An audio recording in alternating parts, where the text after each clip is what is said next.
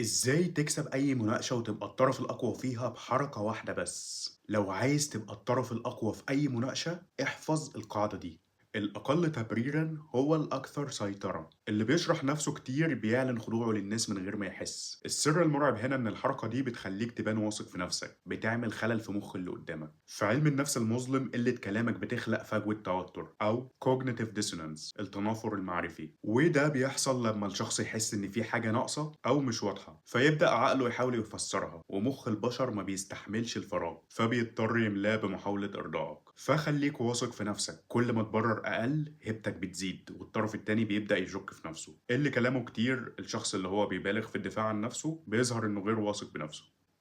لو عايز تدخل المرحلة اللي بعدها وتعرف ترد ازاي على الناس، اكتب كومنت بكلمة ثقة وهبعتلك الخطوات اللي تمشي عليها. ما تنساش الفولو واللايك علشان تتابع الجديد. سلام.